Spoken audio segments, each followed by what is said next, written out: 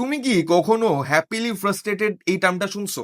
এটার মানে হচ্ছে মানুষজন যখন ফ্রাস্ট্রেশনের মাঝখানেও হ্যাপিনেস খুঁজে। আমার অবস্থাটা হয়ে গেছে এখন 100 এইরকম, কারণ আমি মাদ্রিদকে নিয়ে যতই ফ্রাস্ট্রেশনে থাকি না কেন, গতকাল বার্সেলোনা ভার্সেস রিয়াল সোসিয়েদাদের গেমটা দেখার পরে একটু হইলেও তো আমি খুশি হয়েছি, কারণ মাদ্রিদ ভার্সেস বার্সেলোনার পয়েন্ট টেবিলে এখন ডিফারেন্স হচ্ছে গিয়ে 1 পয়েন্ট। আর এই 1 পয়েন্ট ডিফারেন্স দেখাইলেও তাদের টিম ডিফারেন্স বহুত, তাদের synchronisation wise, squad depth wise, coach wise এবং ফর্ম ওয়াইজ সব কিছুতেই আমরা দেখতেছি যে ডিফারেন্স অনেক বেশি, কিন্তু পয়েন্ট ডিফারেন্স মাত্র 1 রয়ে গেছে। আর এদিকে যদি আমি বার্সেলোনার কথা চিন্তা করতে যাই, বার্সেলোনার সাথেই হ্যাপিলি ফ্রাস্ট্রেটেড উল্টা জিনিসটা হয়ে গেছে। কেন বলতেছি এই জিনিসটা? দেখো, Barcelona through out the game dominate করছে। তারা পজিশনালি হেভি ছিল, 70%-এর উপরে তাদের পজিশন, তারা 25টা শট চালাইছে, ক্রেজি ক্রেজি চান্সেস ক্রিয়েট করছে, কিন্তু তারপরও তারা এই গেমটা বের করতে পারে নাই। এই গেমের মধ্যে যদি আমার কোনো প্লেয়ারকে নিয়ে কথা বলা লাগে, ভাই, of course before I talk about Lamine Yamal, আমার এই প্লেয়ারটাকে নিয়ে বলতেই হবে, that is none other than Real Sociedad's keeper Remiro. ভাই, একটা প্লেয়ার 8টা 9টা এমন সেভ দিছে যে সেভগুলা গোলে কনভার্ট হওয়ার মতো চান্সেস ছিল। সবগুলাই আমরা দেখতে পারছি যে এখান থেকে তো শিওর শট গোল বের হইতেছে। তো এইটাও যদি আমরা সাইডে রাখি, বার্সেলোনা স্কোর্ড 3 গোলস। বার্সেলোনা 3টা গোল তো দিছে, যেখানে একটা গোল ফাউলের জন্য বাদ হয়ে গেছে, লামিনেরটা বাদ হয়ে গেছে অফসাইডের কারণে, ফ্রিঙ্কিটটাও বাদ হয়ে গেছে অফসাইডের কারণে। কিন্তু আমি যদি এই সব কিছু সাইডে রাখি যে ভাই বার্সেলোনা পজিশনালি ডমিনেট করছে, বার্সেলোনা ভালো খেলছে, এটা সেটা অনেক কিছু হইছে, ওয়ান থিং যেটা কিনা এখন কনসার্নিং বার্সা ফ্যানদের জন্য আমার কাছে মনে হয়, সেটা হচ্ছে তাদের ডিফেন্স লাইন। দেখো, বার্সেলোনা 2-1 গোলে হেরে গেছে, that's not the problem. Barcelona 22 সেকেন্ডের বেলায় একটা গোল কনসিড করে ফেলছে, যেটা কিনা অফসাইডের কারণে হয় নাই। সেইটা আমার কাছে মনে হইতেছে যে এর চেয়েও একটা মেজর প্রবলেম, কারণ বার্সেলোনা যতটা না চিন্তা করতেছে যে ভাই আমি অফসাইড ট্র্যাপে অপোনেন্টকে ধরে রাখবো, অফসাইড ডে হচ্ছে গিয়ে আমি খেলে দিব এই জায়গায়, কিন্তু ডিফেন্স লাইনে তারা এখনো সর্ট আউট হইতে পারতেছে না।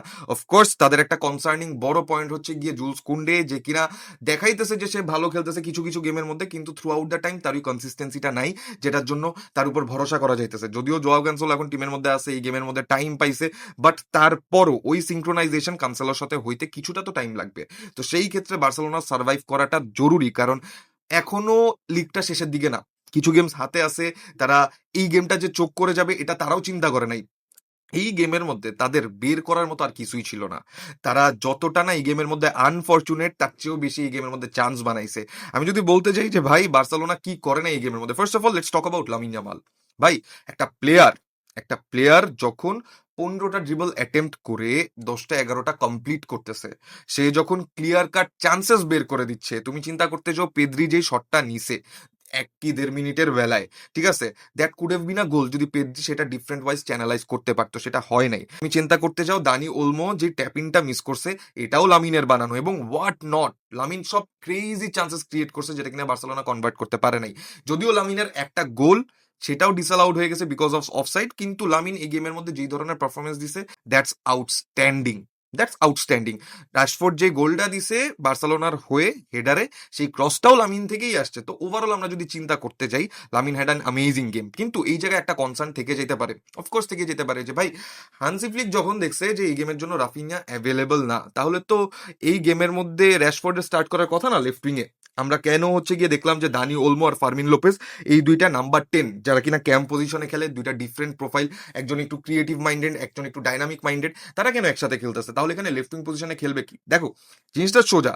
বার্সেলোনা যতই না হচ্ছে গিয়ে একটা লেফট উইঙ্গার খেলাক, রাফিনহা আলটিমেটলি সেন্ট্রালি ড্র করে, সে লেফট হাফ স্পেস দিয়েই ঢুকে, সে স্ট্রাইকিং পজিশনে চলে যায়, সে ইন বিহাইন্ড রান বের করে, আর লেফট উইং পজিশনটা বালডে হচ্ছে গিয়ে অ্যাকোয়ার করে। তো সেই জায়গায় এই জিনিসটা শুরুতেই বোঝা গেছে যখন আমরা এই জিনিসটা দেখতে পারছি যে ভাই এই জিনিসটাই হইতে যেতেছে, যেহেতু দানি ওলমোর ওই কার্লিং শটগুলো আছে, সে লেফট হাফ স্পেসটা অ্যাকোয়ার করবে লেফট উইং পজিশনে স্টার্ট করার পরে, বালডে লেফট উইং এ চলে যাবে, ফার্মিন লোপেস সেন্ট্রালি প্লাস হচ্ছে গিয়ে রাইট হাফ স্পেসে থাকবে, ওইদিকে লামিন ইয়ামাল আছে এবং ফারান তোরেস উঠে নেমে খেলবে। এই জিনিসটা না পুরোটা গেমের মধ্যেই হয়েছে, Barcelona crazy crazy chances create করছে, বাট আদার দেন দ্যাট লাকো একটা জিনিস যেটা কিনা এই গেমের মধ্যে আমরা বুঝে গেছি।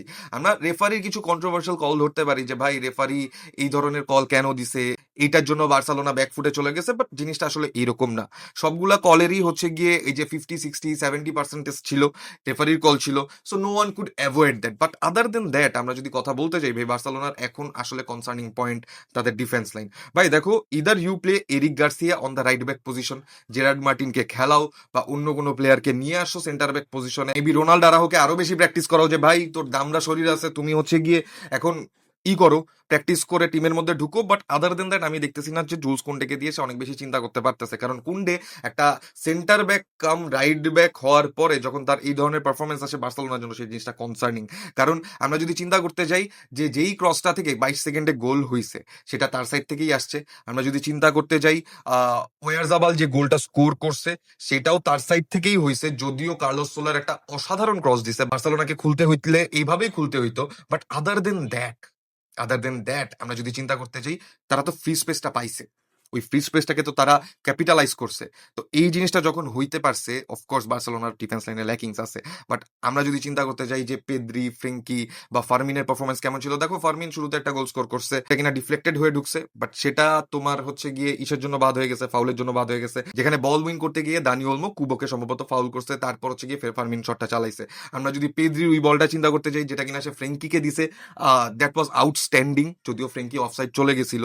আমরা যদি চিন্তা করতে চাই লামিনের গোলটা অফসাইডের কারণে কিভাবে বাদ হয়েছে, লামিনের হিলের একটুখানি অংশ, এটা যে কিভাবে ডিটেক্ট করে আই ডোন্ট নো, কিন্তু সেইটা ওই বলটা বের হওয়ার আগে বাইরে ছিল, তারপর লামিন গোল স্কোর করছে, বাট এগুলা বাদ হয়ে গেছে। এখন বার্সেলোনার জন্য আসলে কনসার্নিং ব্যাপার হচ্ছে কি তাদের ডিফেন্স লাইন, তাদের অ্যাটাক নিয়ে আসলে খুব বেশি বলার কিছু নাই, বিকজ ইট ওয়ার্কস, কারণ অসাধারণ চান্স ক্রিয়েট হইতেছে। তারা এই গেমের মধ্যে 25টা শট চালাইছে, কেমন 25টা শট চালাইছে তারা। এই 25টা শটের মধ্যে আমি প্রিটি শিওর যে 15টা এরকম শট ছিল যেগুলো কিনা গোল হওয়ার মতো, 15টা এমন চান্সেস ছিল যেগুলো কিনা গোলে কনভার্ট করা যাইতো।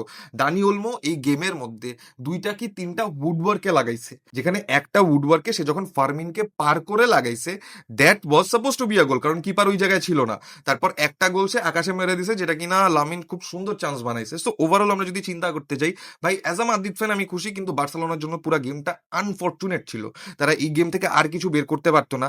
অফকোর্স কার্লোস সোলারের প্রতি তাদের পূর্ণ হেট্রেড আছে, কার্লোস সোলারের প্রতি তাদের অস্বাভাবিক ঘৃণা আছে। But other than that Sociedad যে জিনিসটাই করছে না কেন, সোসিয়েদাদের নামের আগে রিয়াল যেহেতু লেখা আছে, দে হেল্পড আস। এখন মাদ্রিদ সামনের গেমগুলোতে কি করে, বার্সা সামনের গেমগুলোতে এই এক পয়েন্টের লিডটাকে কিভাবে বড় করে, এটা একটা বড় দেখার বিষয়। কিন্তু আদার দেন দ্যাট বার্সেলোনা কোনো প্লেয়ারকে ব্লেম করেও লাভ নাই, যে ভাই ও এটা করছে কেন, ও এটা করছে কেন। জোয়ান গার্সিয়া সেকেন্ড গোল যেটা কিনা গনজালো গুয়েদেস দিছে, সেইটা সেভ দেওয়ার জন্য ভালো ডাইভ দিছে, he had some amazing saves. তো ওভারঅল চিন্তা করতে গেলে বার্সেলোনাকে দোষ দেওয়ার মতো তেমন বড় কিছু নাই, তারা তাদের গেমটা খেলছে, বাট ভেরি আনফরচুনেট যে তারা ম্যাচটা বের করতে পারেনি। এবং কুদোস টু রিয়াল সোসিয়েদাদ এবং কুদোস টু রিয়াল মাদ্রিদ, যে ভাই একটু হইলেও আশা জাগছে, এই মনের মধ্যে, দেখা যাক সেটা কতটুকু ক্যাপিটালাইজ করা যায়। So yes guys, until the next time, tata.